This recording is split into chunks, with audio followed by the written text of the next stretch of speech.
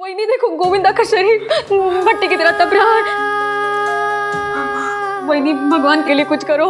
तुम दादा को कहो ना इसे औषधि दे।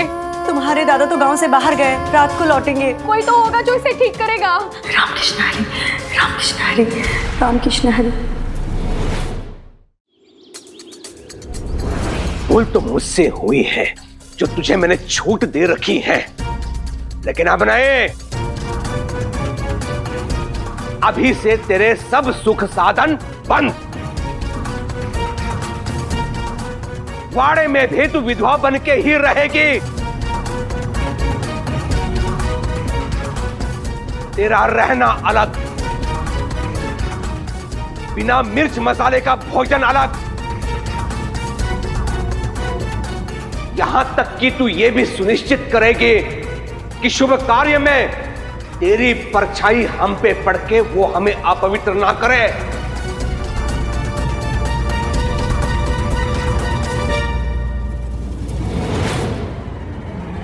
मामा जी,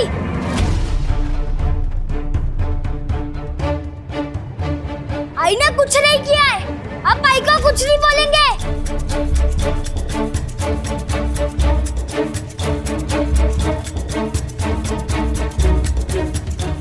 आज तुझे बचाने के लिए तेरा केशव दादा नहीं है घर में। रुक, बताता हूं मैं तुम्हें। बच्चा है, छोड़ दीजिए उसे। बच्चा नहीं, सफोला है ये, सफोला।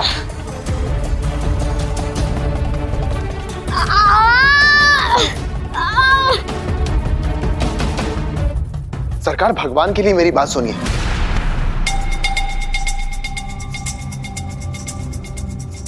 आप जैसा समझ रहे हैं वैसा कुछ भी नहीं है। अध्यापक महोदय जी, ये मेरा वाड़ा है, यहां पे मेरा राज चलता है।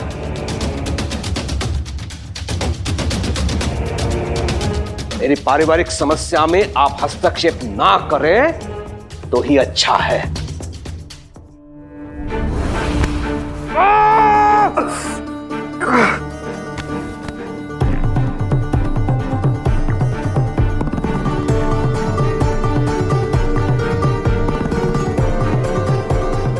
अंता पंता, गोविंदा को घसीट के मेरे कमरे में ले जाओ।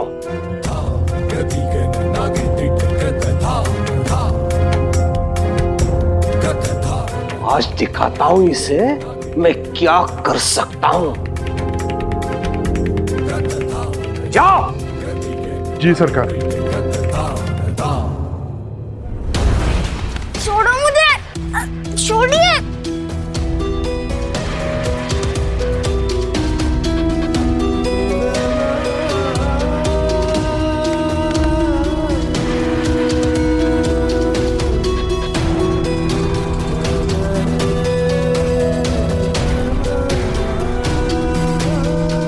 और आप इसी समय मेरे वाड़े से निकल जाइए, वरना जो होगा उसका उत्तरदायित्व आपका होगा। मैं भूल जाऊंगा कि आप सरकारी कर्मचारी हैं। और हां, दोबारा मेरे वाड़े में पैर रखने की आवश्यकता नहीं है। और यह भी स्मरण रहे कि मैं राजा हूं शिरडी का और आप एक साधारण अध्यापक। निकल जाइए।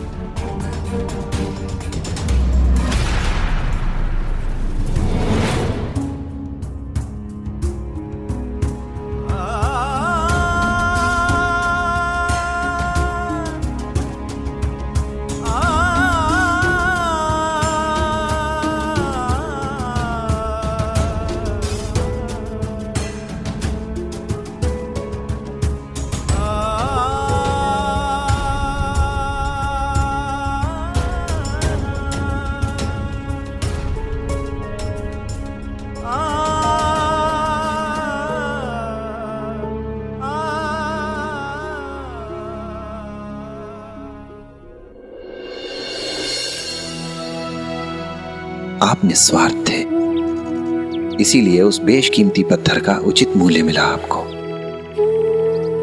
और अपने भाई की संपत्ति की 2 गुनी संपत्ति के मालिक बने आप। और आपके भाई का दुर्भाग्य ये है कि उस बेशकीमती पत्थर पर दावे का एकमात्र साक्ष्य आपके पिताजी की वसीयत, जिसमें कि ये लिखा था कि पत्थर को बेचने पर जो भी मूल्य प्राप्त हो वो दोनों भाइयों में बराबर बराबर बांटा जाए, वो भी अब इनके पास नहीं है, क्योंकि उसे ये अपने हाथों से नष्ट कर चुके हैं।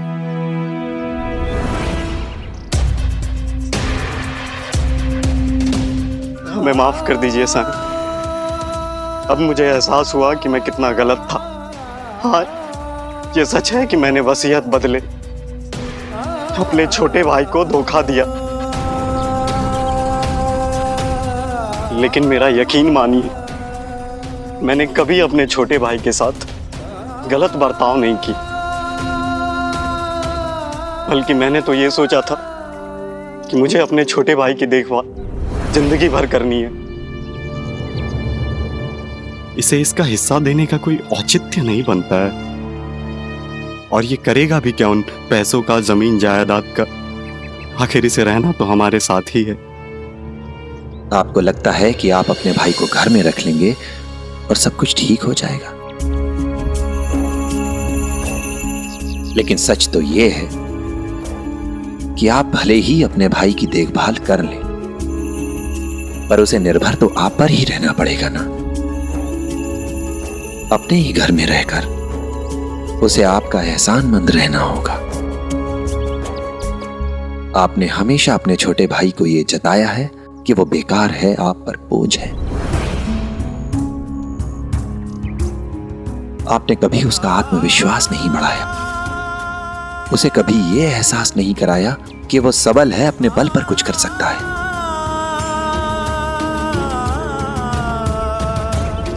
बताइए, क्या यह सही तरीका है अपने छोटे भाई से पेश आने का, उससे व्यवहार करने का? मुझे माफ कर दे छोटे। साईं सच कह रहे हैं, मैं लालच में इतना अंधा हो गया था कि रिश्ता ही भूल गया। मुझे नहीं चाहिए पैसे, वो सारे तेरे।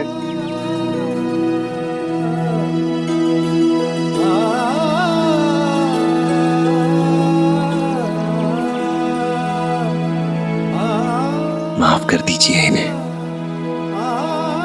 इस बार ये दिल से क्षमा मांग रहे हैं।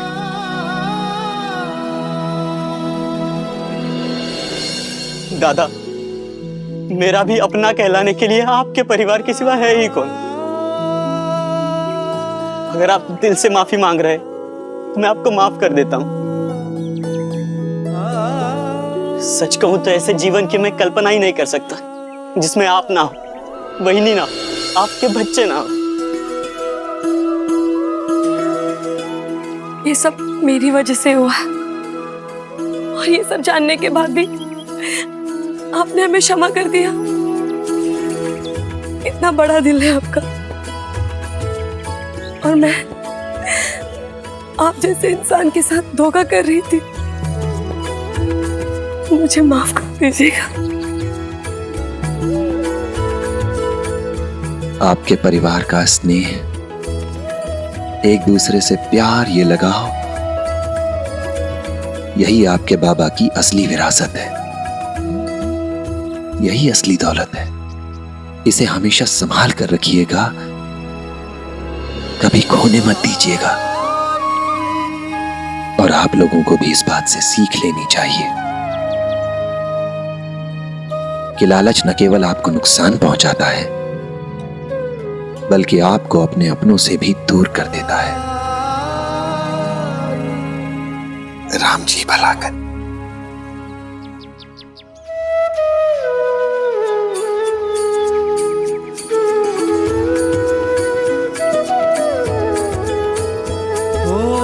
जिसके हृदय में दया भरी हो, करुणा में जो सर्वोपरि हो, निर्बल का जो बने सहारा।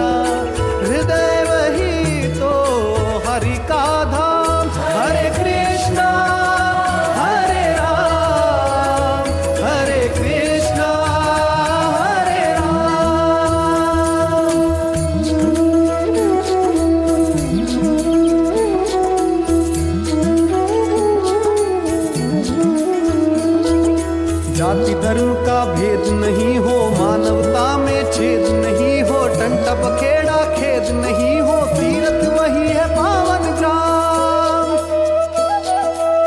हरे कृष्ण हरे राम हरे राम।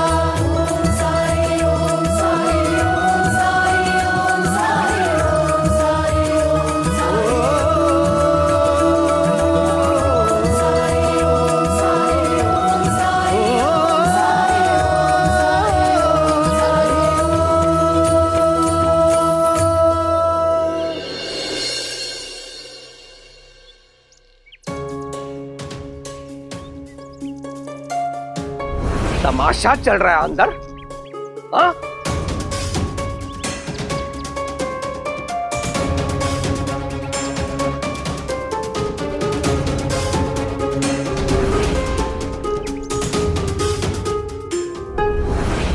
प्रणाम सरकार।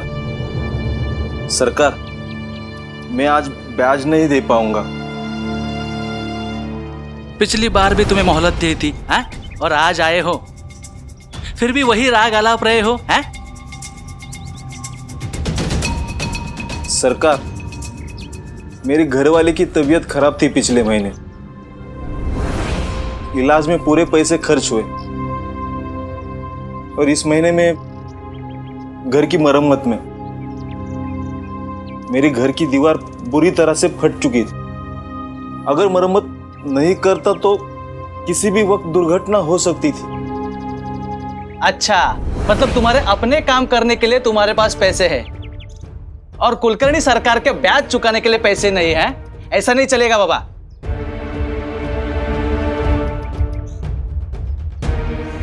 सरकार, रहम सरकार, जब पैसा है ही नहीं तो कहां से दे दूं सरकार? और ब्याज चुकाने के लिए पैसा कहां से लाऊं? एक तो इतने सालों से मैं ब्याज चुका रहा हूं, लेकिन ये कर्जा है कि खत्म होने का नाम ही नहीं ले रहा। फिर भी मैं कहीं भागा नहीं। सरकार, भरोसा कीजिए, आपके सारे पैसे दे दूंगा, थोड़ी सी मोहलत दे दीजिए। चुप!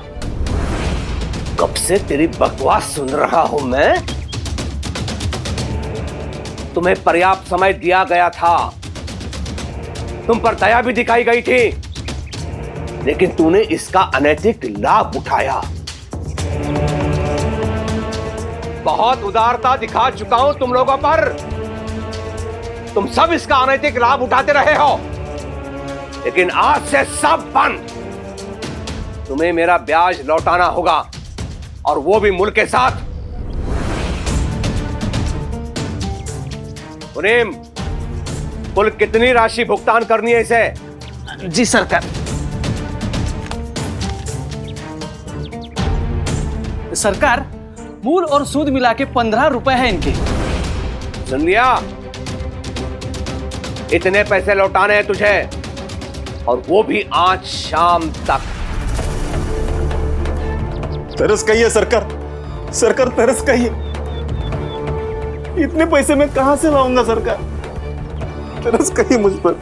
ये तुम्हें ऋण लेने से पहले सोचना चाहिए था। चोरी कर, डाका डाल, कुछ भी कर, लेकिन मेरे पैसे तुम्हें लौटाने हैं, और वो भी आज शाम तक। अगर नहीं लौटा पाया तो तेरे घर पे मेरा अधिकार हो जाएगा। जब्त कर लूंगा मैं तेरे घर को। भगवान के लिए ऐसा मत कीजिए सरकार, थोड़ा तरस खाइए मुझ पर सरकार। थोड़ा समय दे दीजिए, थोड़ा समय दे दीजिए, मेरे घर वाले आपको दुआ दे देंगे। थोड़ा समय दे दीजिए सरकार। सरकार, सरकार, सरकार तरस खाइए सरकार। सरकार, मुझ गरीब पर थोड़ा तरस खाइए सरकार। सरकार,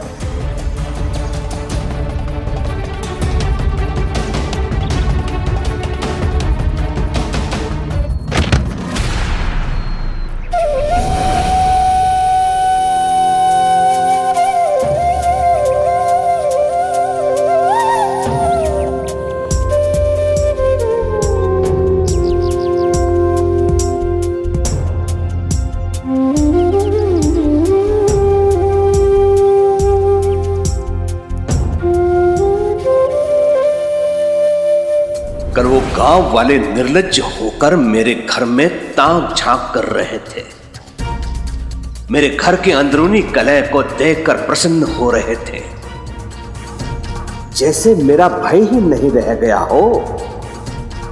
लेकिन गांव वालों पे अपनी पकड़ बनाए रखने के लिए, अपनी धाक बनाए रखने के लिए मैं इस धूर्त नाई को दंड देकर ऐसा उदाहरण प्रस्तुत करूंगा कि सारे गांव वाले एक बार फिर से मुझसे डरने लगेंगे। हरिओम।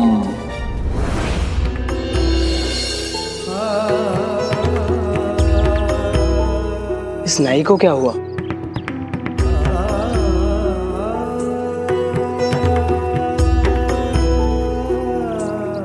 क्या हुआ भाई? चोट कैसी लगी? कहीं गिर विर गए क्या?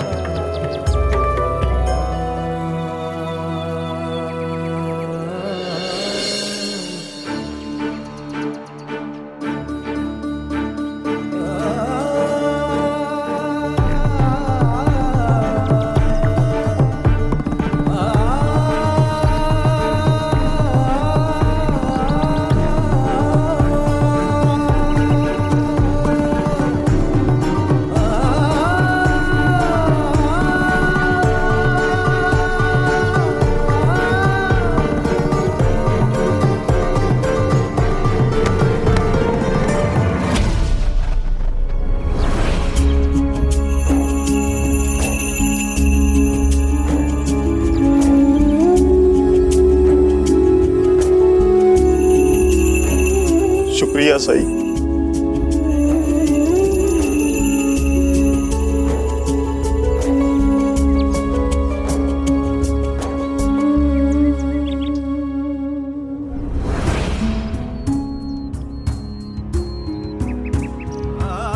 साई, मेरे पास देने के लिए 15 रुपए क्या, 5 रुपये भी नगद नहीं है। मैं अगर आज शाम तक पैसे नहीं दे पाया तो मेरा घर वो हड़प लेंगे, तो मैं अपने घर वालों को लेकर कहां जाऊंगा से, कहां घूमूंगा लेकर मैं?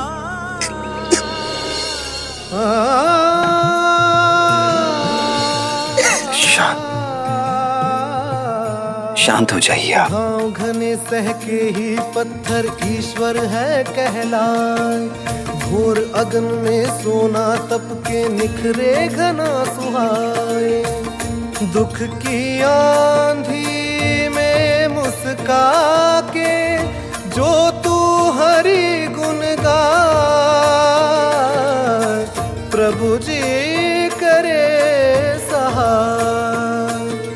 धर के हृदय में रूप हरि का करते जा हर काम, सच्चे मन से जो भी पुकारे सुनते हैं प्रभु राम।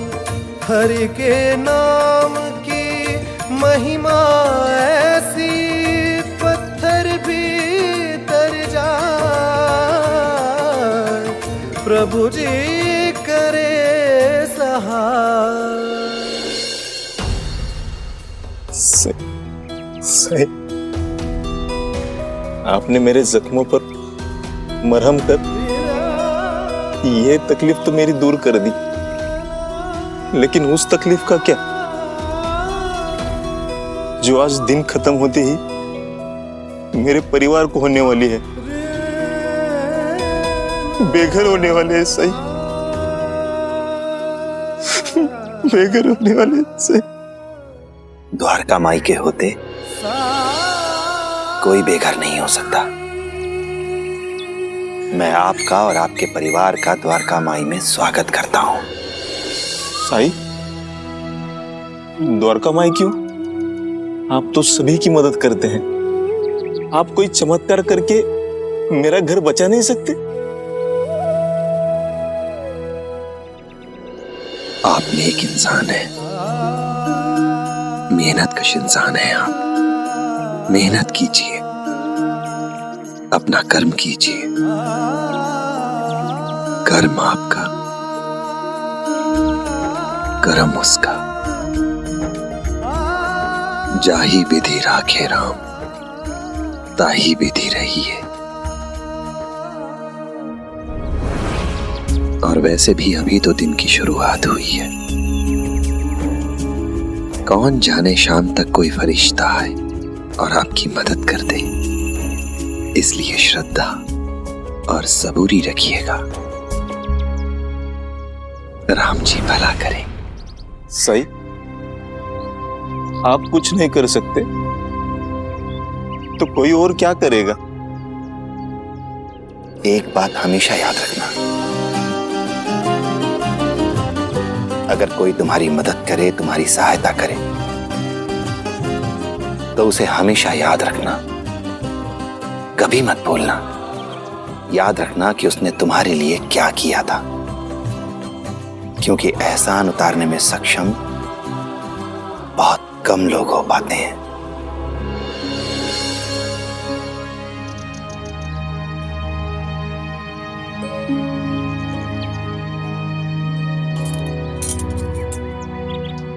राम जी भला करें।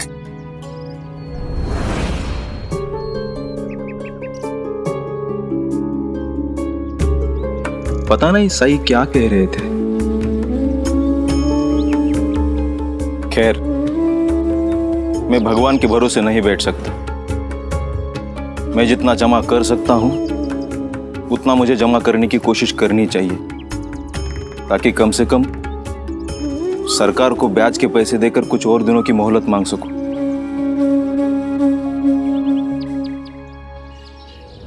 रुक्मिणी,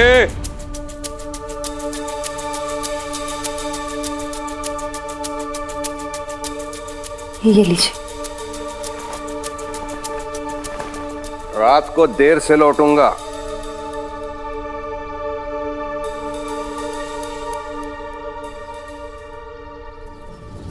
लगता है दोनों माँ बेटे की नींद नहीं खुली है अभी तक। काम चोर है पक्की। नींद खुल भी गई होगी, लेकिन तब आभास हुआ होगा कि तुम बिस्तर से जग गई हो। नाटक करती रहेगी सोने का। कम से कम काम तो ना करना पड़े। हरिओम हरिओम। और गोविंदा आज से पाठशाला नहीं जाएगा। और रुक्मिणी, मेरी अनुपस्थिति में तुम्हें इसका ध्यान रखना होगा कि तुम्हारी ननद केवल एक ही बार भोजन करे, और वो भी बिना मिर्च मसाले का। अगर बाहरी व्यक्ति कोई वाड़े में आता है तो उसे कहना कि वो अपने कक्ष में ही रहे, बाहर ना निकले। वो आंगन में भी पैर नहीं रखेगी। वाड़े में जो उसे ढील दे रखी थी वो आज से बंद। वैधव्य के सभी नियमों का कड़ाई से पालन करेगी तुम्हारी ननन।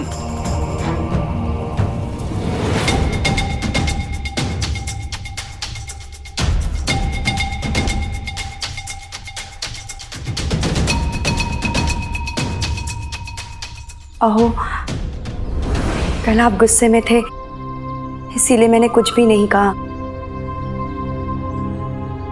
लेकिन एक बार फिर से आप अपने निर्णय पे सोचिए।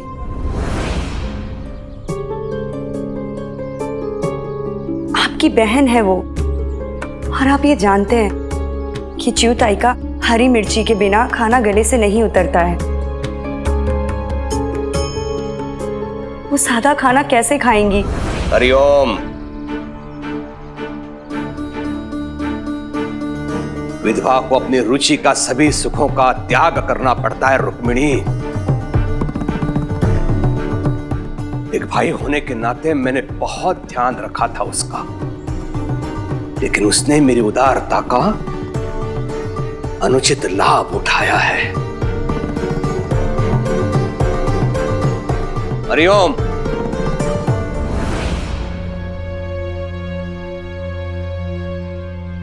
सरकार सब कुछ गलत समझ रहे हैं, लेकिन उन्हें समझाए तो समझाए कौन?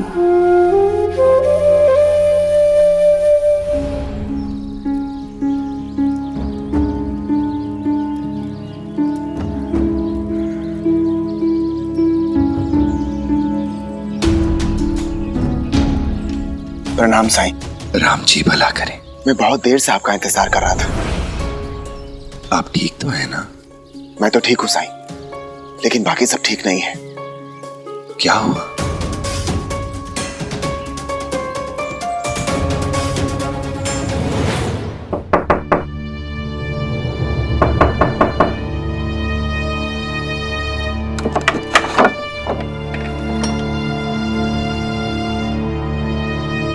वो अभी तक आपके कमरे का दरवाजा नहीं खुला था ना, इसीलिए खटखटाया।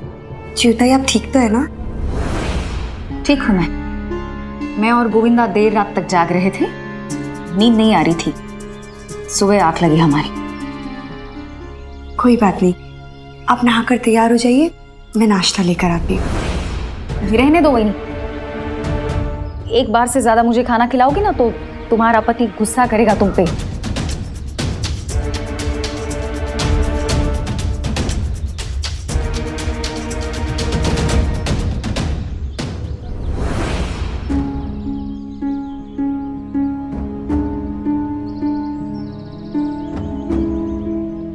गोविंदा उठो, दिन निकल आया है। गोविंदा उठो बेटा। गोविंदा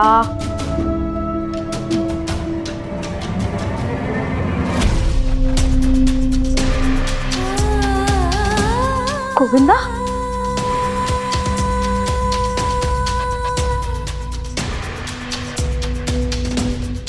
गोविंदा गोविंदा बेटा, वहीने वहीने। क्या हुआ च्युताई? वहीने देखो, गोविंदा का शरीर भट्टी की तरह तप रहा है। इसे तो बहुत तेज बुखार है च्युताई।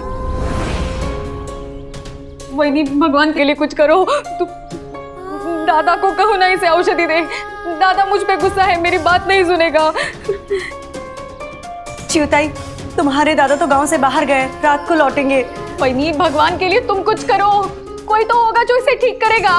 मैं करूँ तो क्या करूँ च्युताई? केशव भी घर पे नहीं है, अंता पंता जी भी नहीं है, और नर्मदा भी अभी तक नहीं आई है। मैं कुछ नहीं जानती। वहीने तुम जाओ, किसी से मदद मांग लाओ। वहीने मैं वाड़े से बाहर कदम नहीं रख सकती हूँ, तुम्हें कुछ करना पड़ेगा। जाओ वहीने। गोविंदा गोविंदा गोविंदा उठो उठो गोविंदा। वहीने जाओ। आई हाँ बेटा। रामकृष्ण हरे, रामकृष्ण हरे, रामकृष्ण हरे। आई रामकृष्ण। साईं,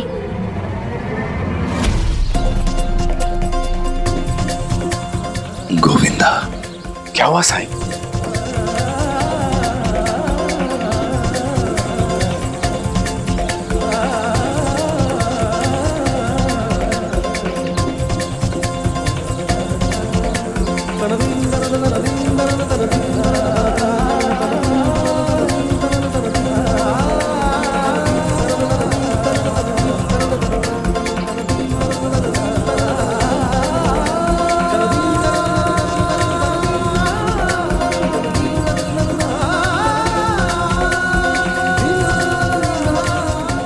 आइए मेरे साथ।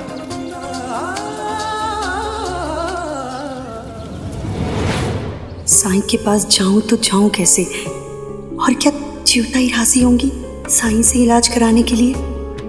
वो भी तो अपने भाई की तरह साईं से नफरत करती हैं। और अगर सरकार को पता चल गया तो?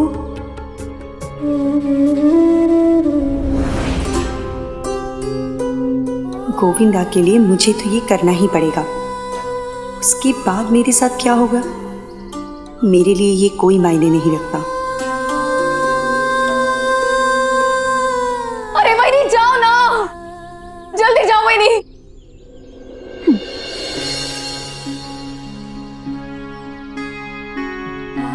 गोविंदा बेटा, बेटा उठो, ये लो, ये पी लो। उठो गोविंदा। हे भगवान। गोविंदा, तू मेरा बहादुर बेटा है ना? गोविंदा, होली की रात सबसे लड़ गए थे मेरे लिए तुम। अब बुखार से लड़के उसे हरा दो। उठ जाओ, उठो गोविंदा।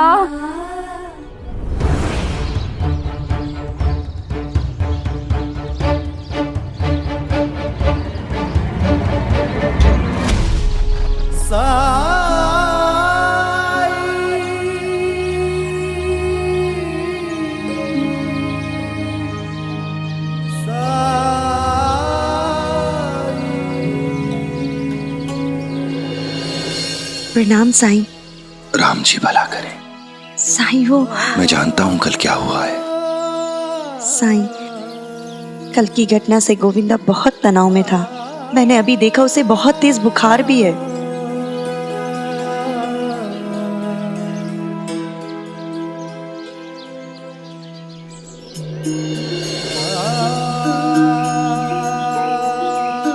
ये लीजिए, सब ठीक हो जाएगा।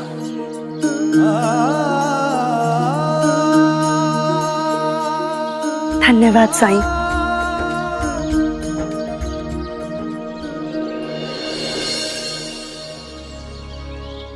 कल कितना कुछ हुआ उसकी आंखों के सामने, और सरकार ने तो दंड भी दे दिया होगा उसे, तभी उसकी हालत ऐसी हो गई। कितने दुख की बात है कि उस बच्चे की संवेदनशीलता को लोग नहीं समझते। बेटा उठो, तुम कर सकते हो। च्युताई, मैं कुछ लेकर आई हूँ। क्या है ये? अगर इन्हें पता चल गया तो शायद ये मना भी कर दे।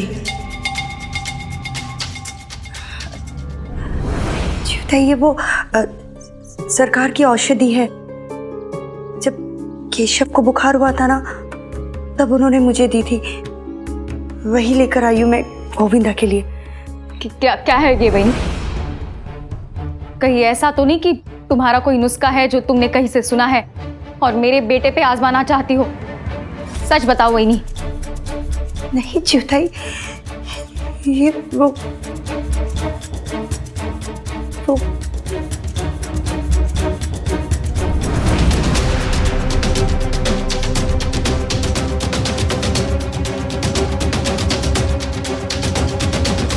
राख?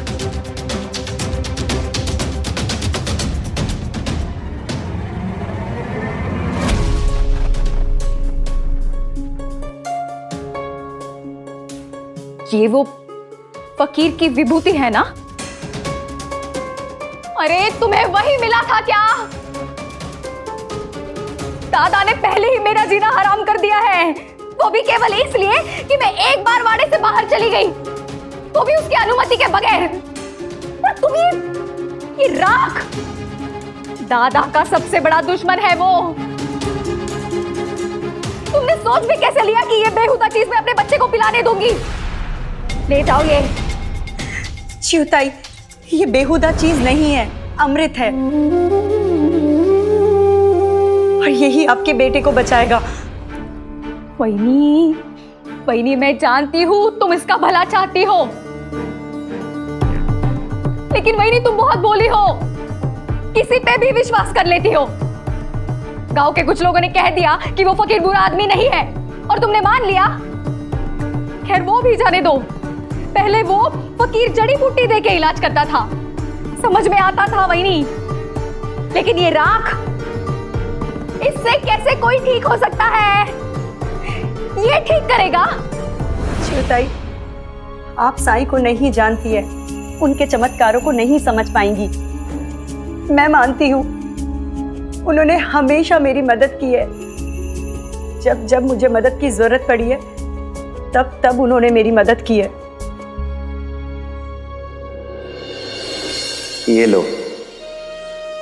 लेकिन मुझे तो लाल फूल चाहिए पूजा के लिए।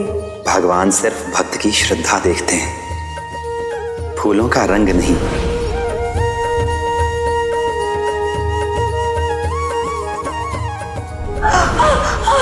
तूने ही उस फकीर की मदद की है ना?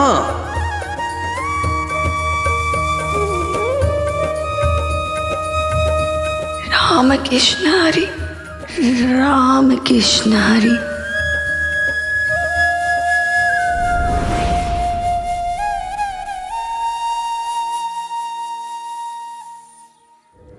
तो मैंने सुना है कि साईं ने उन तीनों ढोंगियों को शिरडी से बाहर निकाल दिया। क्या कहना चाहती है तू? हाँ? कि भूल मैंने की उन लोगों को पहचानने में? यदि मैंने तुम्हें इस घर से बाहर कर दिया तो तुम्हारी सहायता करने कोई नहीं आएगा रुक्मिणी। नहीं दादा, इसे घर से बाहर निकालने की कोई जरूरत नहीं है। दिन भर आंगन में खड़ा कर दो, सब समझ में आ जाएगा इसे। सही कह रही है तू जो। रामकृष्ण हरि, रामकृष्ण हरि।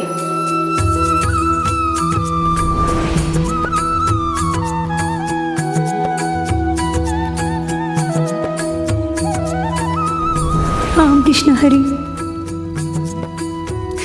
रामकृष्ण।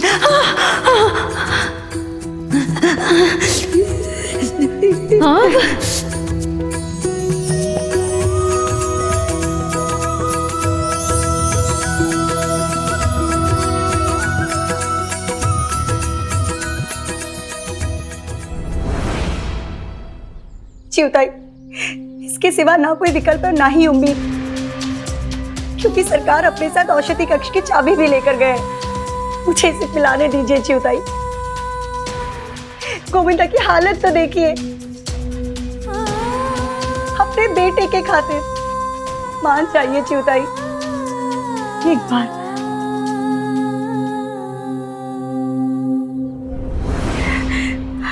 गोविंदा, गोविंदा, गोविंदा उठो, उठो, लो।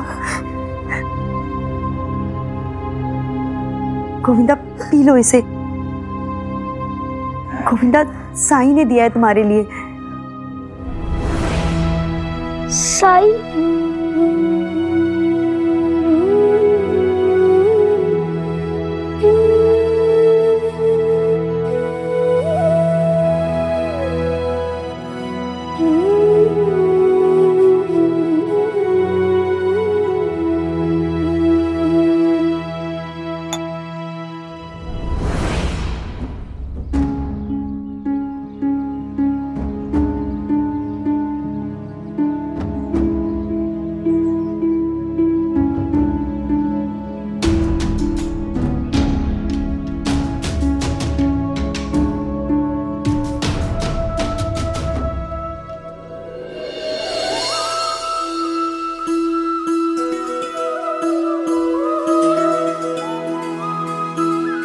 चिवताई, गोविंदा का बुखार कम हो रहा है।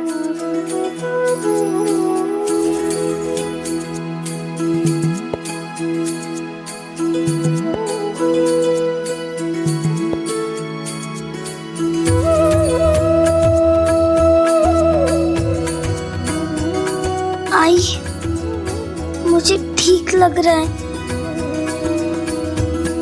ये कैसे संभव हो सकता है?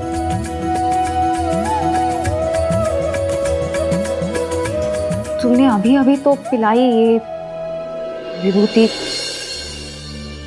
औषधि भी समय लेती है असर करने में।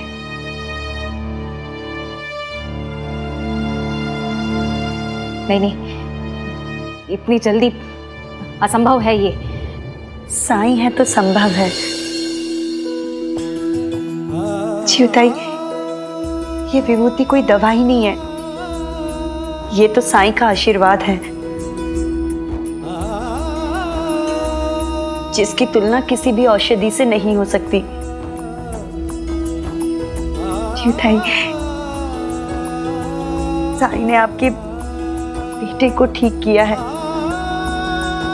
अब तो समझ जाइए कि साईं क्या है और लोग उन्हें इतना क्यों मानते हैं।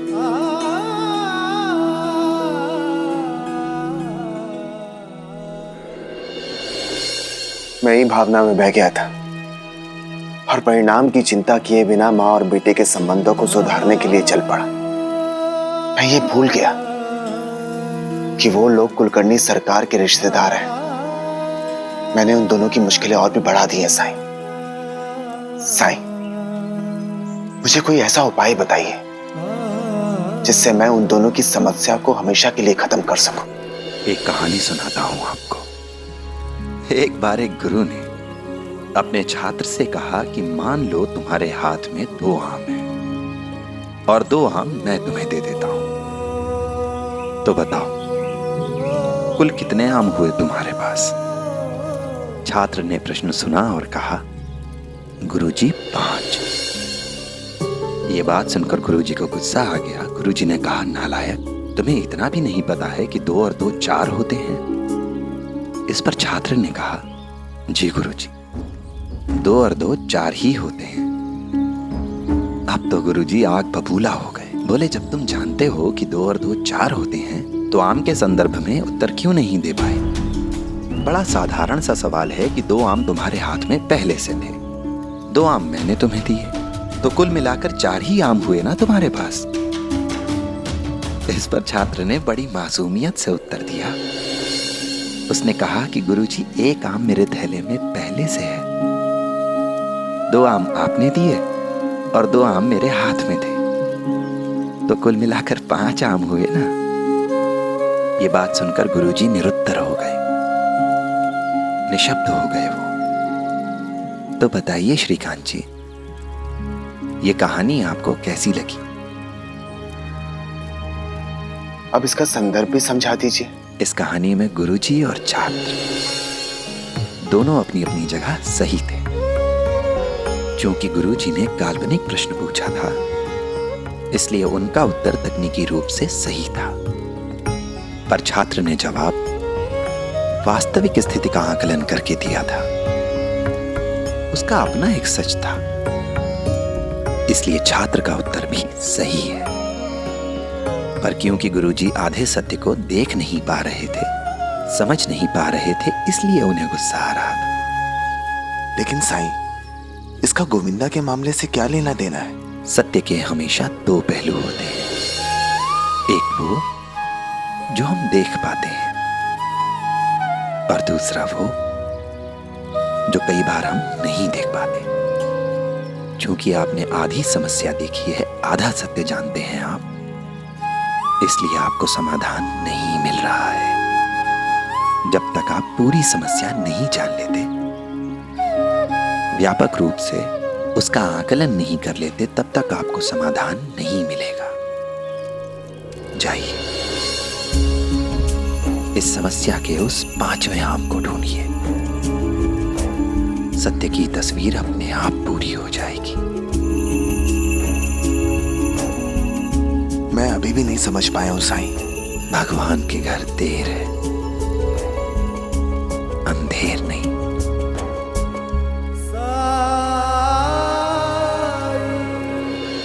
अब कैसा लग रहा है गोविंदा? मैं ठीक हूँ मामी जी। मैं तुम्हारे लिए गर्म दूध लेकर आती हूँ।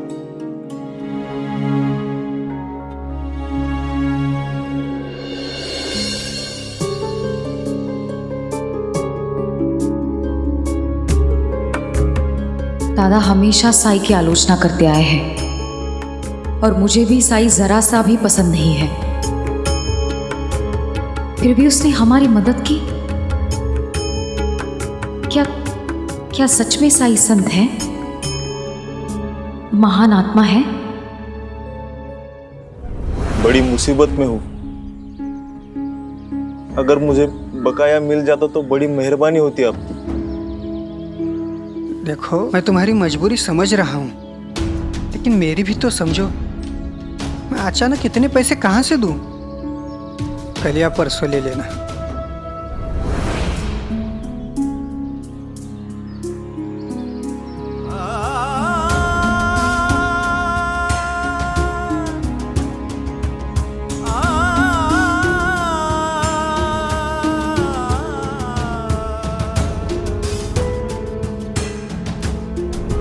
कुछ भी कर, लेकिन मेरे पैसे तुम्हें लौटाने हैं, और वो भी आज शाम तक। अगर नहीं लौटा पाया तो तेरे घर पे मेरा अधिकार हो जाएगा। वैसे भी अनाज देकर मैं आपका मेहनत आना चुकाने वाला था। आना चाहिए तो ले लो, लेकिन अभी मैं नकद देने की स्थिति में नहीं हूं।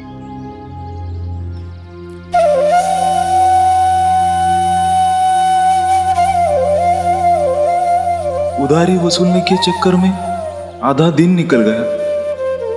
अब मैं क्या करूं?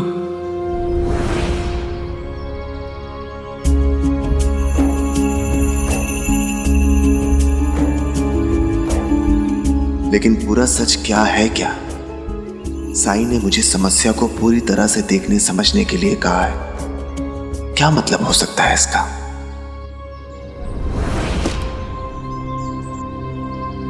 माफ कीजिएगा, कोई बात नहीं। धन्यवाद।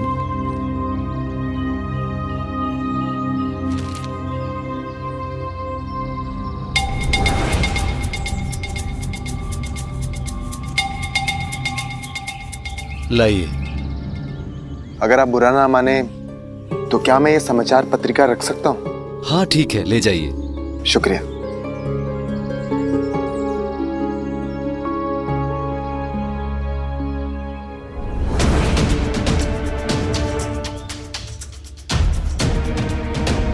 ज्योतिबा फुले ने विधवाओं के सामाजिक सुधार के लिए पुनः से सामाजिक क्रांति का सूत्रपात किया। उन्होंने खास करके लोगों से यह आग्रह किया कि विधवाओं पर होने वाले अत्याचारों को रोकें, उन सामाजिक कुरीतियों को बंद करें जिनके कारण विधवाओं को रोज प्रताड़ित होना पड़ता है।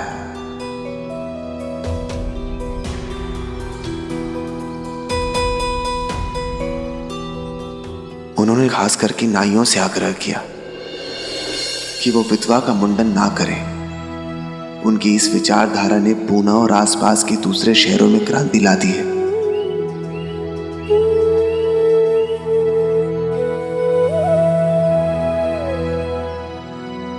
अब वहां लोगों ने विधवाओं के सर का मुंडन करना बंद कर दिया है और उन्हें वापस समाज में स्थान दिया है।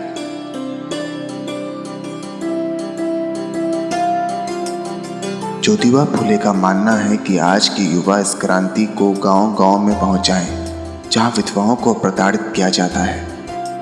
उनका मानना है कि समाज में विधवाओं को बेहतर जीवन मिलना चाहिए, क्योंकि वो भी हमारी तरह सामान्य इंसान है। वो खुद को सामान्य इंसान की तरह तभी समझेंगी जब हम उन्हें अपने जैसे दिखने की अनुमति देंगे, रहने की अनुमति देंगे।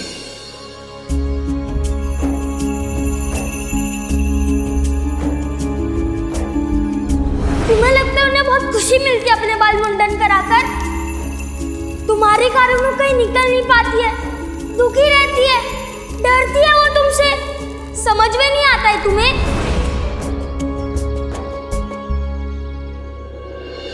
आपको दिखाई नहीं देता कि वो एक ही रंग के कपड़े पहनती है, कोई त्योहार नहीं बनाती, कोई शुभ कार्य में नहीं जाती।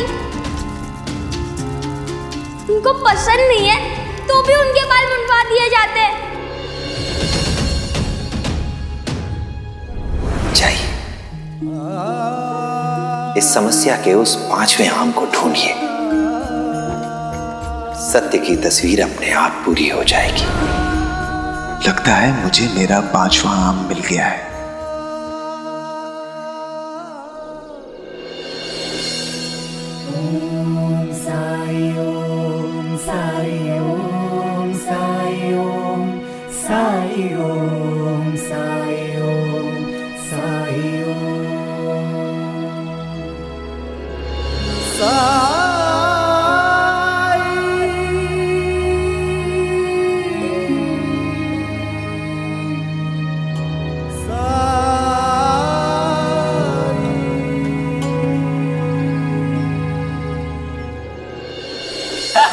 बिल्कुल सही बात बोली।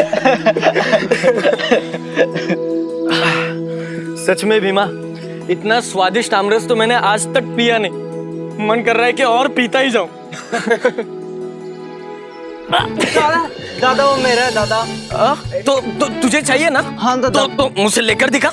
अरे अरे क्या दोनों भाई आपस में लड़ रहे हो? दे देना, छोटा भाई है तेरा। अरे तो तुझे चाहिए ना? हाँ तो मुझसे छीन कर दिखा। आजा आजा आजा आजा, आजा।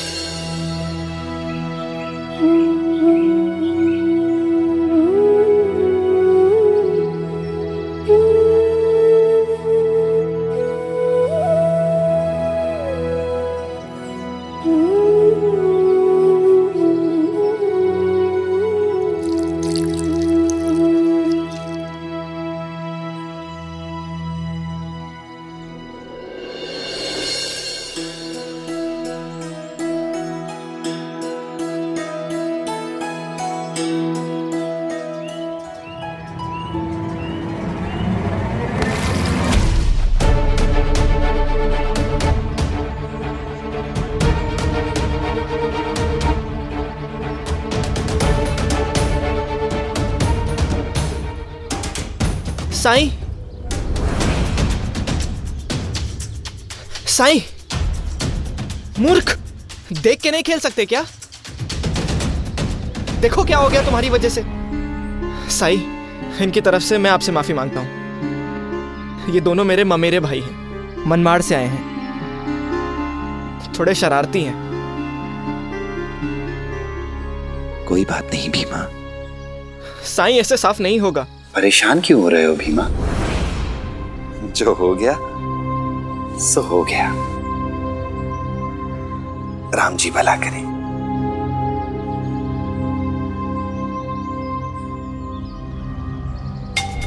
भीमा इस फकीर की इतनी चापलूसी क्यों कर रहा है?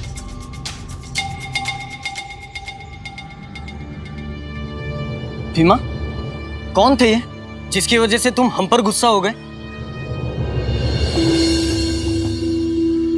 साईं, सभी के दुख हरने वाले साईं। संत कहो, महात्मा कहो या फकीर कहो, सादा जीवन, उच्च विचार। भिक्षा से जो कुछ भी मिलता है उसमें से थोड़ा सा ही अपने लिए रखकर बाकी जरूरतमंदों में बांट देते हैं, भूखे को खिला देते हैं।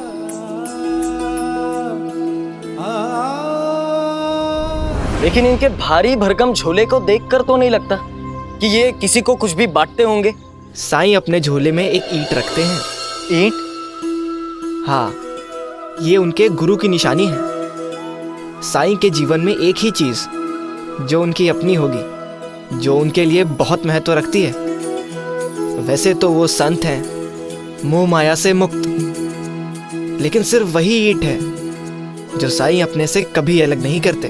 बड़ा विचित्र आदमी है। विचित्र नहीं, आदर्श है साईं। अगर उनके जैसा स्वभाव सभी का हो जाए तो संसार में कलह ही मिट जाए। बिना स्वार्थ के सभी की सेवा करना, किसी भी समय। सब अपने, कोई भी गैर नहीं। सबसे स्नेह, किसी से कोई बैर नहीं। महसूस नहीं किया तुम लोगों ने? सोचो, अगर साईं की जगह कोई और होता तो जो तुम लोगों ने किया उसके लिए वो तुम पर नाराज होता ना। पर साईं, वो तो क्षमा भाव का दूसरा नाम है। रत्ती भर का भी अहंकार नहीं। कभी भी अपने लिए गुस्सा करते ना मैंने उन्हें देखा है और ना ही कभी सुना है। गुस्सा करते भी हैं तो किसी और की मदद करने के लिए, और उनके गुस्से में भी सामने वाले का उद्धार ही छुपा होता है। जाने दे, तुम तो ऐसे कह रहे हो जैसे साईं नहीं भगवान हो गए हो। किसी और से कहोगे ना तो हंसेंगे तुम पर। और रही बात गुस्सा ना आने की, जब तक किसी को उकसाया ना जाए ना तो वो गुस्सा कैसे होगा? तुम साईं को इतना मान सम्मान दोगे तो गुस्सा होने का तो प्रश्न उठता ही नहीं है। पर हाँ, अगर साईं को भी उकसाया जाए तो भी निश्चित ही गुस्सा होंगे। कहा ना, साईं को अपने लिए कभी भी गुस्सा नहीं आता। हाँ, अगर तुम किसी और को नुकसान पहुंचाओ तो और बात है। लगी शर्त? शर्त? हाँ शर्त। आज शाम तक हम तेरे साईं को गुस्सा दिलाकर ही रहेंगे। उन्हें गुस्सा आएगा, वो भी अपने लिए। मूर्ख थे और मूर्ख ही हो अब तक। मैं तुम्हें ऐसा कुछ भी नहीं करने दूंगा। अरे हम मूर्ख ही सही, तुम्हें तो साईं पे भरोसा है ना, या नहीं है? तो फिर चिंता क्यों कर रहा है? तू खेती पे जा रहा था ना, तो जा, शाम तक मजा देखना। अगर मेरे बाल काटोगे तो मैं पैसे दे सकता हूँ, वो भी केवल 5 पैसे। तुम्हारा मेहनताना।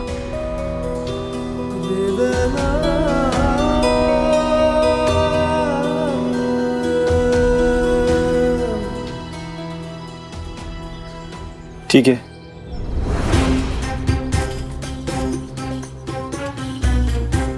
अरे अरे, अभी भी पैसा कमाने की कोशिश कर रहे तू? इतने सालों में तो कर्जा चुका नहीं पाया, एक दिन में क्या उखाड़ लेगा? अरे मूर्ख, समय बर्बाद मत कर। शाम को तुझे बेघर होना ही है, तो बेहतर है कि कुछ पल अपने घर में बिता ले। हाँ? मूर्ख कहीं का।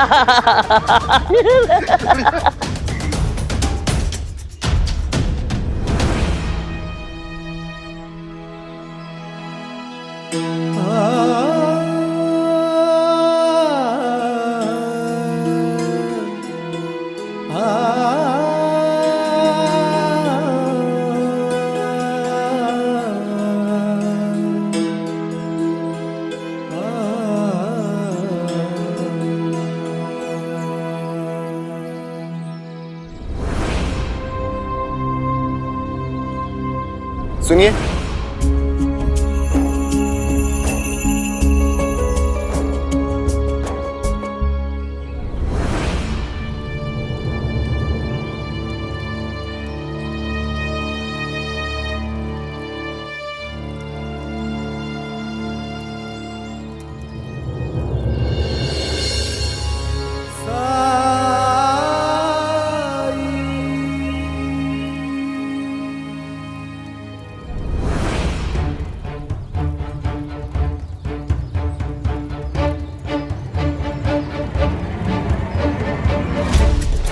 चल छोटे, यही मौका है।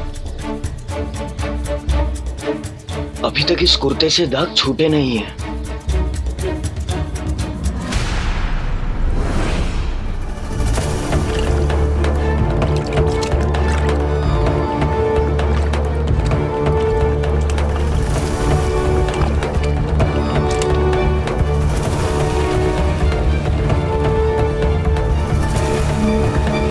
अब तो साई जरूर गुस्सा होंगे। ये तो जरूर काम करेगा। क्या काम करेगा?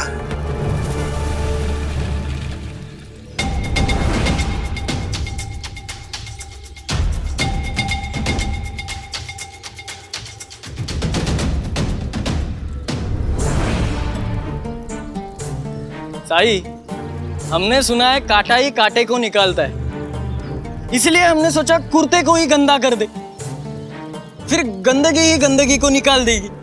क्यों? अच्छा, मुझे तो नहीं पता था। चलो आजमा कर देखते हैं। लाओ।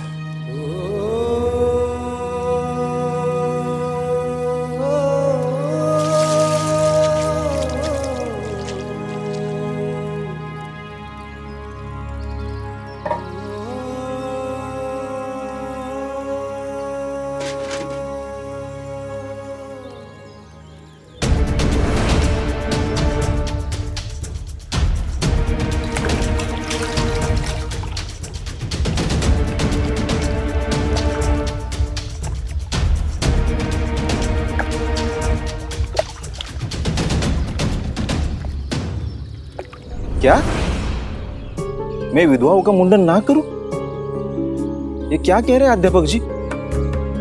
बाल काटना तो मेरा पेशा है और मेरे लिए औरत, मर्द, बच्चे सभी एक समान है।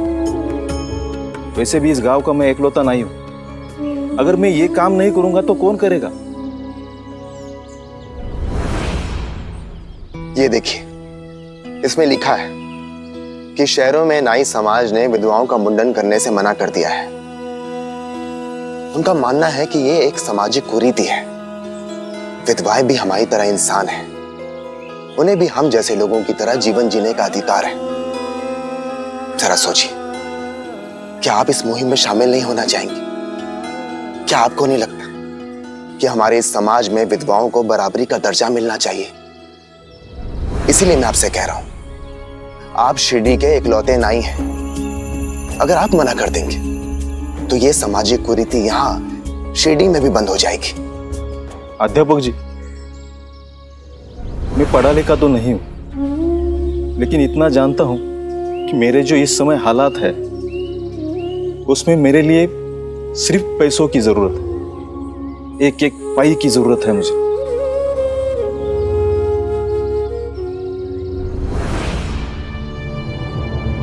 अरे सुनिए तो सही, कैसी मदद चाहिए आपको?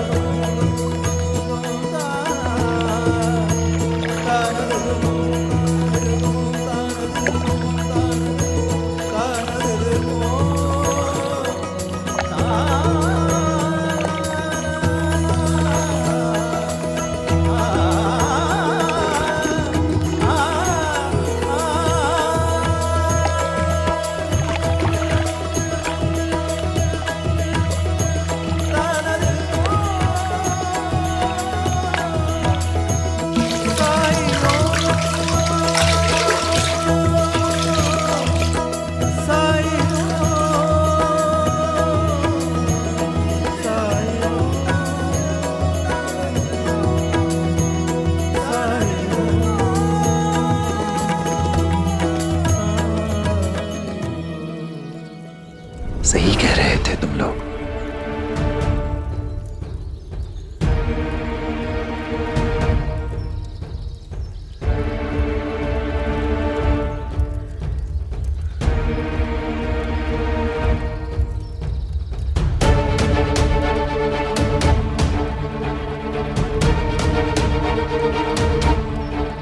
चल छोटे।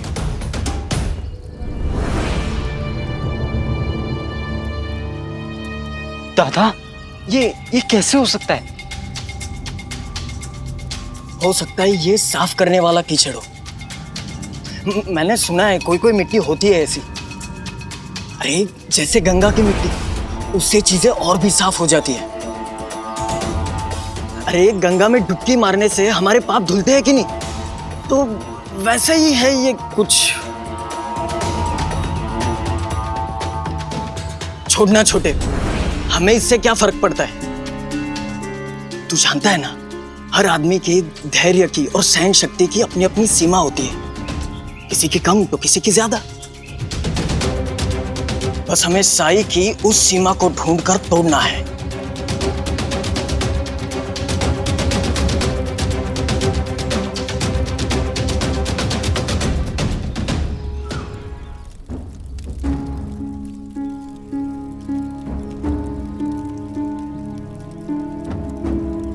इंतजाम हुआ पैसों का?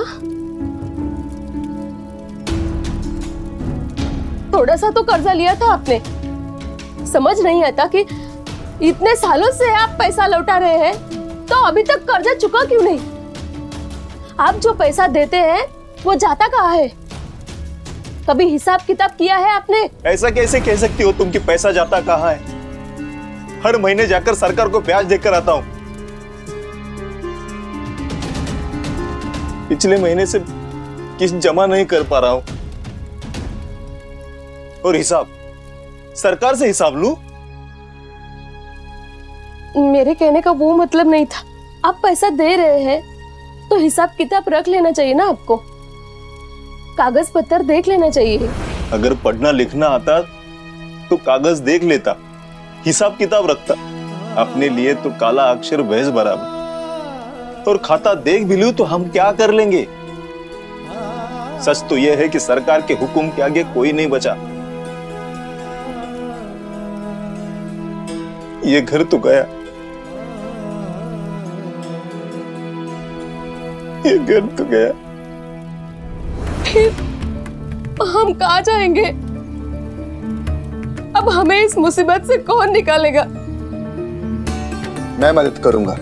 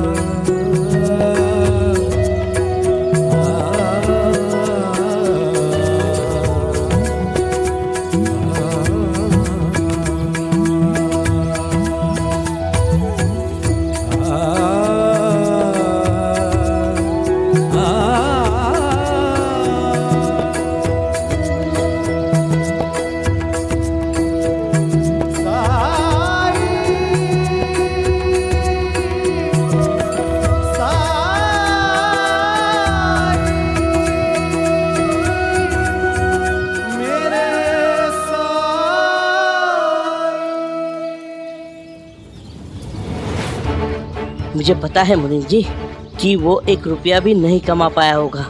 अगर हमने उसका अब भी घर खाली कर दिया तो हमारे लिए बहुत अच्छा है, और उसके पास हमें रोकने के लिए कुछ नहीं है।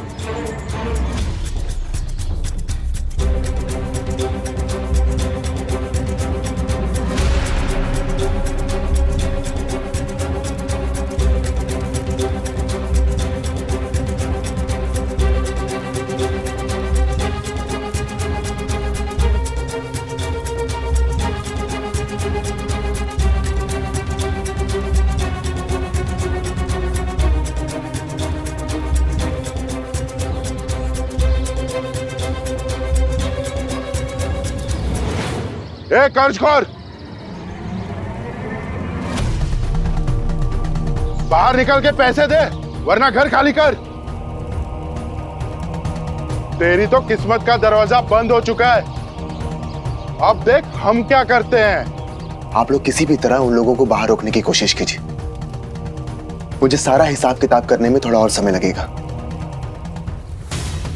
बाहर निकल नहीं तो दरवाजा तोड़ देंगे।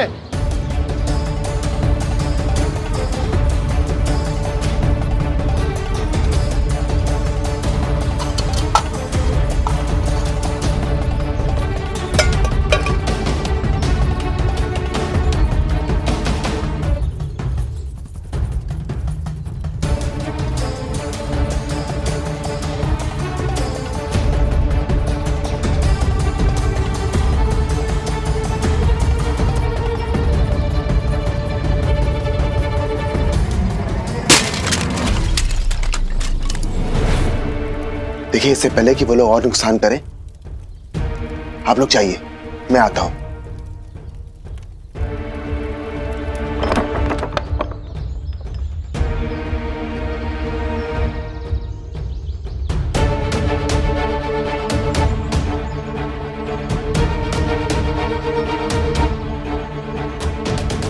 बड़ा होशियार बनता है तू।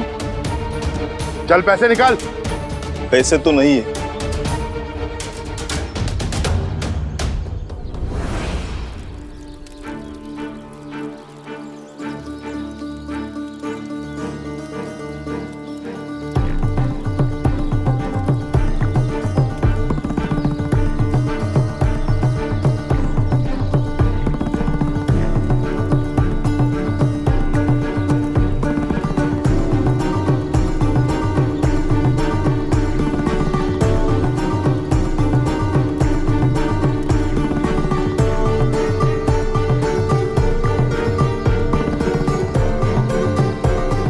अब बस उसके आने का इंतजार। आ गया आ गया।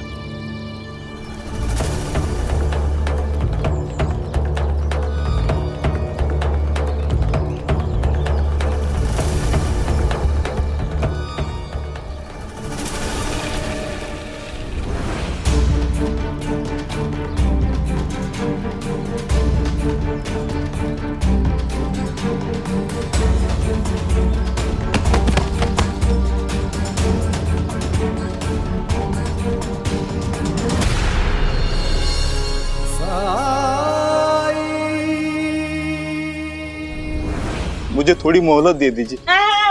देखा, कहा था ना मैंने, इसके पास तो पैसे ही नहीं है। चल निकल, घर खाली कर।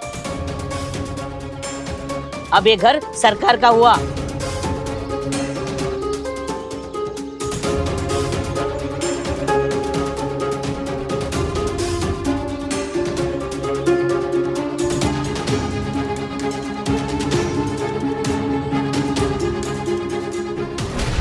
अंदर क्या देख रहा है?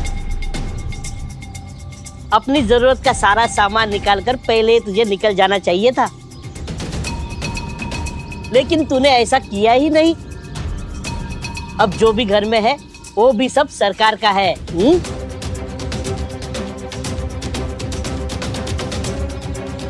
रहम कीजिए, रहम कीजिए हम पर। देख क्या रहे हो, कब्जा कर लो। रुको।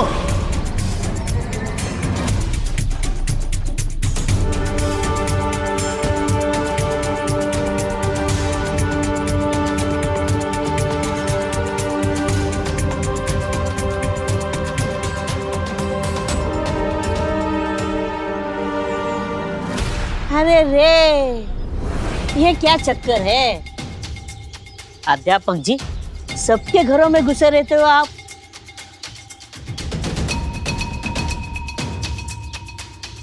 खैर, इस बात से मुझे क्या लेना देना।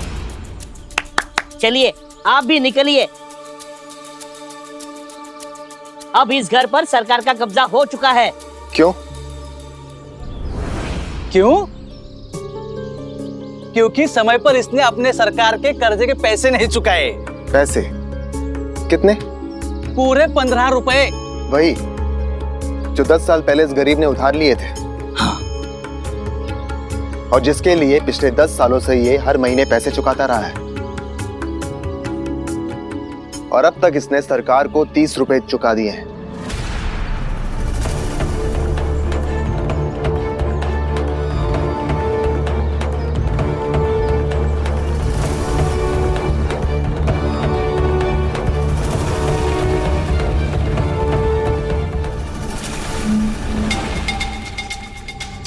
कोई भी कहेगा और हम मान लेंगे? अध्यापक हो, बच्चों को पढ़ाओ, हमें नहीं। चलिए जाइए यहां से। जरूरत तो आप लोगों को भी है पढ़ने की। और ये मैं नहीं, मेरे हिसाब बोल रहे हैं।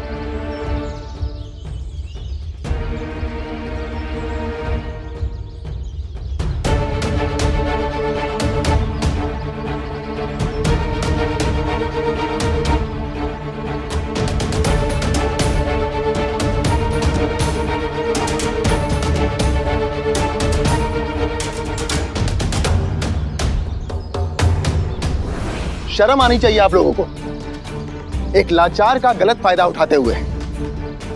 पैसे तो इसे मांगने चाहिए आप लोगों से, वो भी सूद सहित,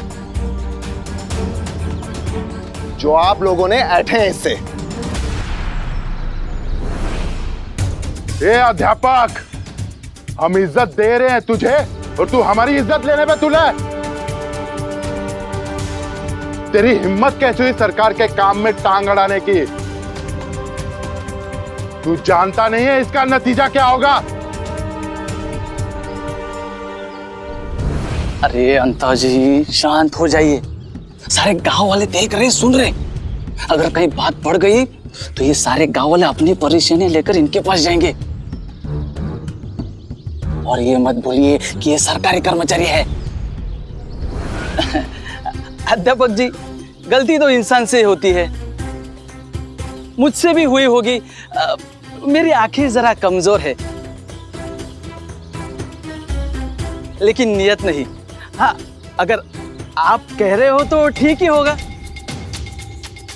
आपके तसल्ली के लिए मैं इसका पूरा कर्जा उतार दूंगा। आप आगे निश्चिंत रहिए। हाँ।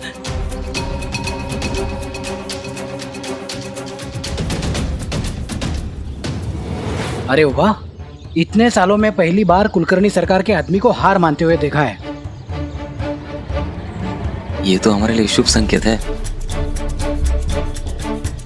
लगता है कुलकर्णी सरकार के दिन अब भरने वाले हैं।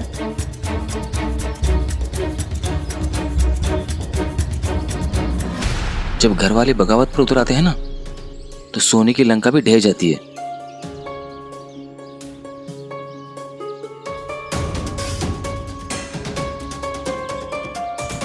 फिर कुलकर्णी सरकार किस खेत की मूली है? मतलब मैं समझा नहीं। किस दुनिया में रहते हो तुम?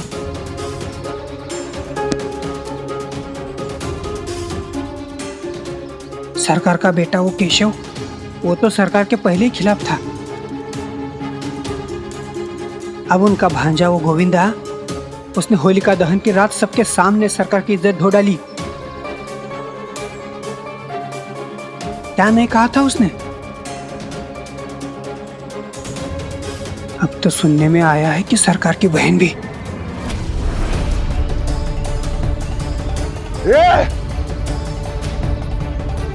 क्या बक रहा है तू सरकार के बारे में?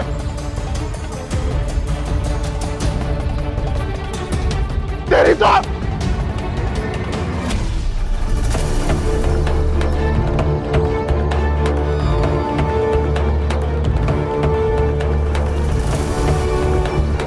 ये कुलकर्णी वाड़ा नहीं है।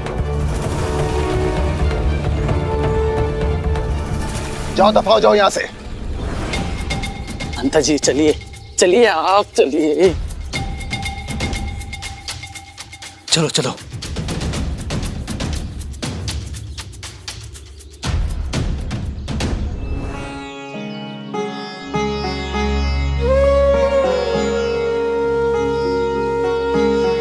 अध्यापक जी, आपने आज जो मेरे लिए किया है उसे मैं जिंदगी भर याद रखूंगा। मुझे नहीं लगता आपके ये एहसान मैं कभी चुका पाऊंगा। मैंने आपके ऊपर कोई एहसान नहीं किया है, मैंने सिर्फ मदद की है आपकी। क्योंकि परिवार के लिए घर की अहमियत क्या होती है ये मैं अच्छे से जानता हूं।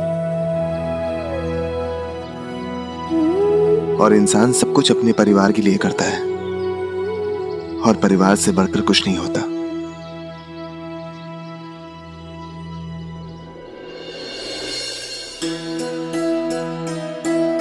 अब आप लोगों को आपके घर से कोई नहीं निकाल सकता।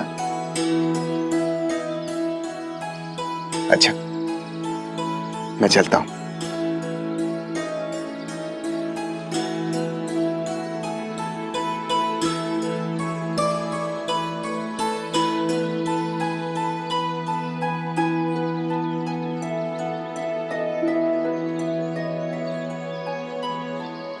ऐन वक्त पर किसी फरिश्ते की तरह आकर अध्यापक जी ने हमें बेघर होने से बचाया। कौन जाने शाम तक कोई फरिश्ता आए और आपकी मदद कर दे, इसलिए श्रद्धा और सबूरी रखिएगा। मैं अभी आया। अरे रुकिए।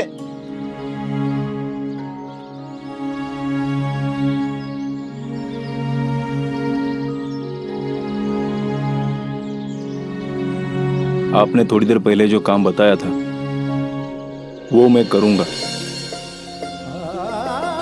देखिए, मजबूर होकर या एहसानमंद होकर कोई फैसला मत लीजिए आप। नहीं अध्यापक जी, आज पहली बार कोई काम किसी मजबूरी के बिना कर रहा हूं। मैंने स्वे इच्छा से यह फैसला लिया है कि आज से मैं विधवाओं का मुंडन नहीं करूंगा। पक्का? बिल्कुल पक्का, क्योंकि मैं भी इस नाई समुदाय का एक हिस्सा हूं। शहरों में अगर मेरे भाई बंधु इस समाज की कुरीति को समाप्त करने में मदद कर रहे हैं तो मैं भी मदद करूंगा। मैं जानता हूं, विधवाओं का मुंडन करने जब मैं उनके घर जाता हूं तो मुझे देख के उनके चेहरों पे मातम छाता है, और सर मुंडाने के बाद यकीनन वो अंदर ही अंदर रोती होंगी। उनको दुख होता होगा, और मैं किसी को भी दुख पहुंचाना नहीं चाहता।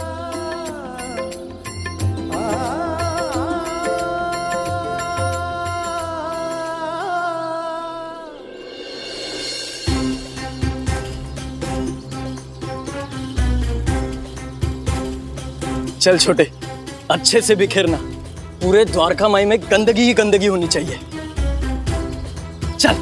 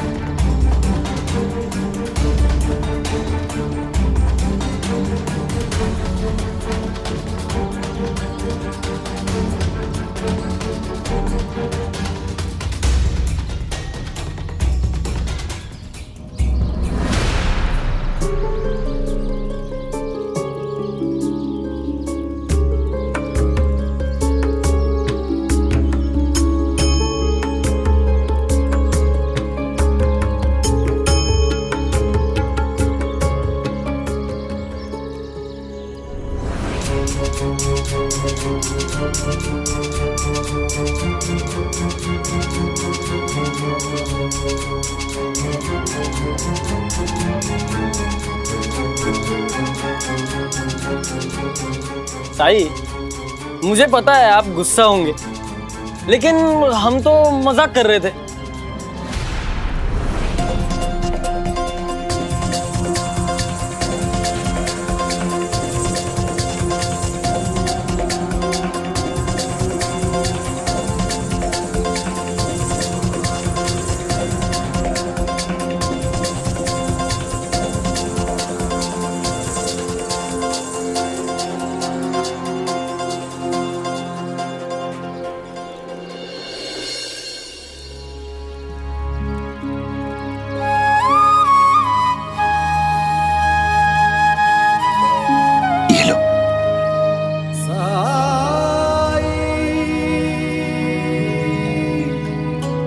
आप हमें आम क्यों दे रहे हैं?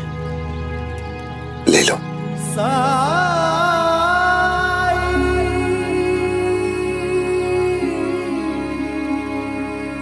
जो तुम्हारे पास था वो तुमने मुझे दिया, और जो मेरे पास है वो मैं तुम्हें दे रहा हूं।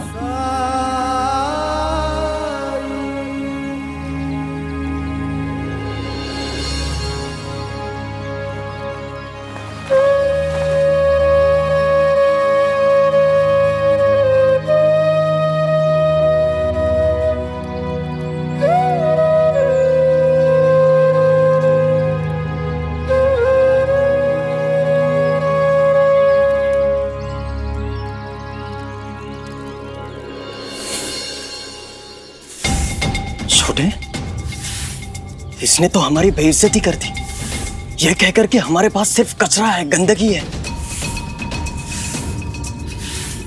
पर दादा, हम साईं को गुस्सा कैसे दिलाएंगे?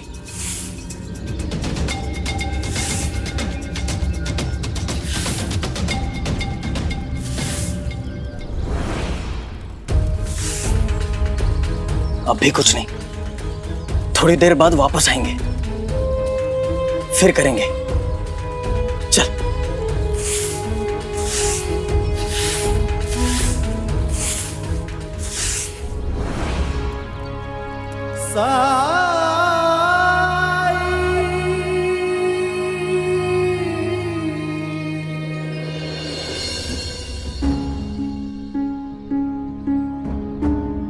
गोविंदा, आ जाओ बेटा, खाना खा लो, आओ।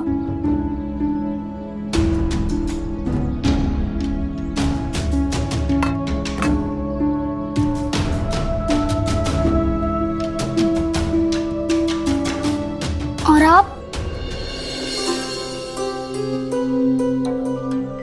मैं खा चुकी। वही बेस्वाद खाना? मुझे पता है आपने कुछ नहीं खाया है।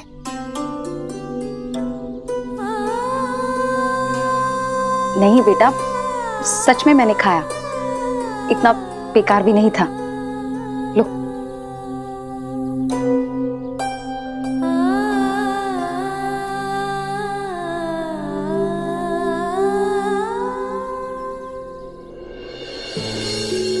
लीजिए ना,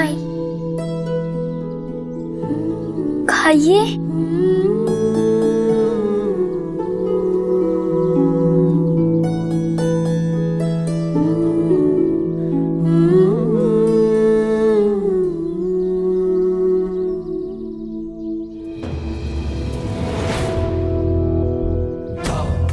रुक्मिणी!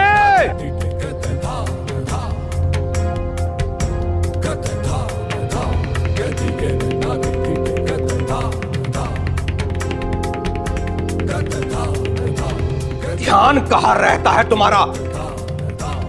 क्या कहा था मैंने तुम्हें कि इसे कहो कि ये विधवा की भांति रहे, विधवा की तरह व्यवहार करे, खाए पिए। अहो, शांत हो जाइए। चिवताई ने अपने लिए सादा खाना ही बनाया था और वही खाया उन्होंने। चुप बैठो। मैंने अपनी आंखों से देखा है कि गोविंदा इसे खिला रहा था, और ये भी खा रही थी चटोरनी की तरह। फुक्कड़ कहीं की।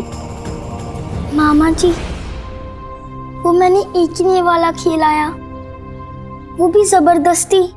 और आप तो चुप कर। बच्चा वो है, उसकी मां नहीं। अगर गोविंदा को अपनी मां को खाना खिलाना है तो वो खाना खिलाए जो वो अपने लिए बनाती है। तुम दोनों की ये अंतिम चूक है जो मैं क्षमा कर रहा हूं, लेकिन इसके उपरांत नहीं। अगर दोबारा ये दृश्य दिखाई दिया तो इसकी मां को बाद में, पहले गोविंदा को। बस करो दादा, बस करो। क्या हमेशा धमकाते रहते हो? ये कर दूंगा, वो कर दूंगा। एक गलती की सजा दे रहे हो ना, वो क्या कम है? आज भी मैं वही कर रही हूं जो तुमने कहा है। और क्या चाहते हो तुम मुझसे? अरे बच्चा है वो, एक निवाला खिला दिया और मैंने भी वो खा लिया तो कौन सा बड़ा पहाड़ टूट पड़ा?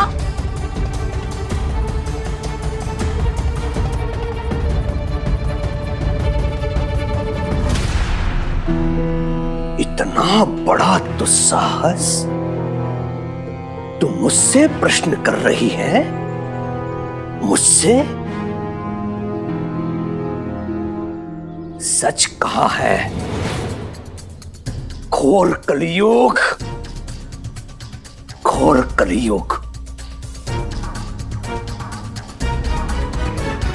सच कहा है। बेटी को अगर घर में बसाए ना तो 3 वंशों का सत्यानाश होता है। एक उसका, दूसरे उसके ससुराल का और तीसरे मायके का।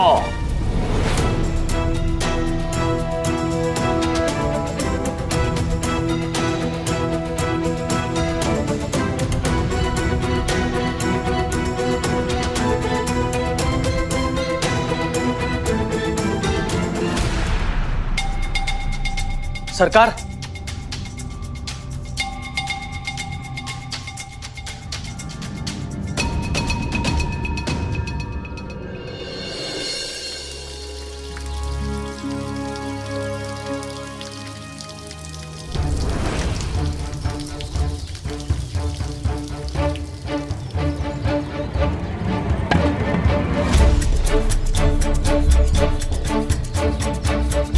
मेरा झोला कहाँ ले जा रहे हो?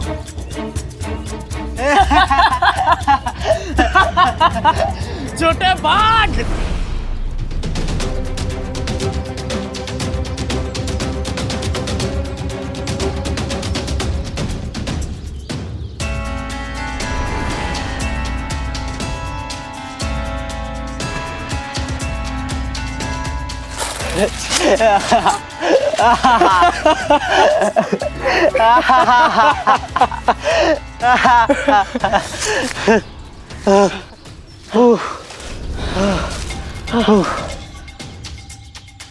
वो साई हमें गांव में ढूंढ रहा होगा।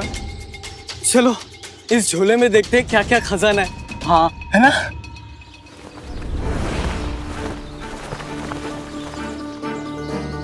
इसमें तो बहुत सारे फल हैं।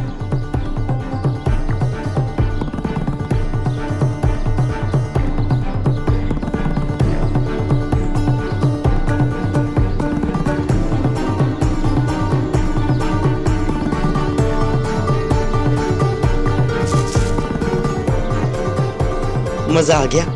हाँ, चलो भी इस झूले को छुपाते हैं। हाँ, चलो चलो चलो।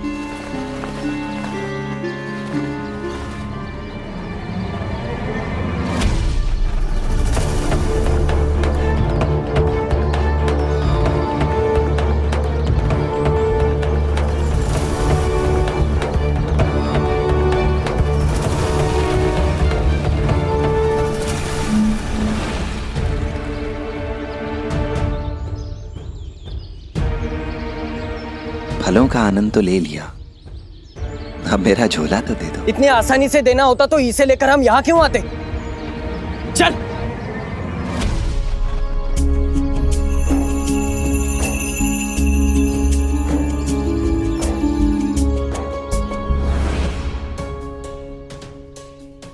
सरकार, लोग तो ये कह रहे कि आपकी बहन भी आपकी बात नहीं मानती। ये भी कह रहे थे कि आपके घर पे ही नियंत्रण नहीं है, और ये भी कह रहे थे कि आपकी अपने घर पे ही नहीं चलती तो गांव वालों पे क्या चलेगी।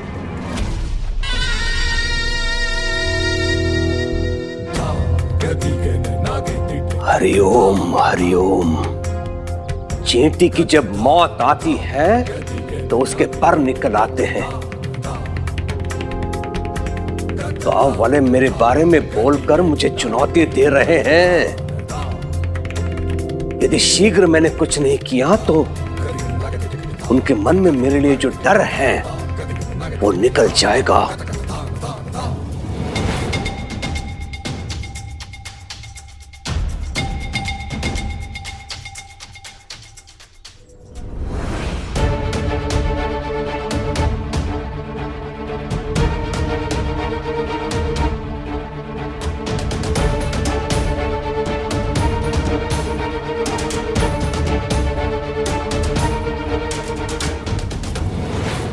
इतिहास रहा है कि घर के भेदियों ने ही लंका ढाई है।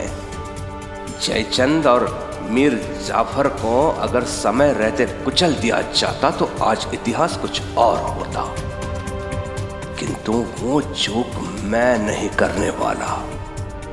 भेदियों को पाठ पढ़ाना ही होगा, और क्यों तुझे सबके सामने पाठ पढ़ाऊंगा ताकि शिरडी वालों के मन में ये डर बैठ जाए कि जब सरकार अपनी बहन को कठोर दंड दे सकते हैं तो उनके साथ क्या करेंगे।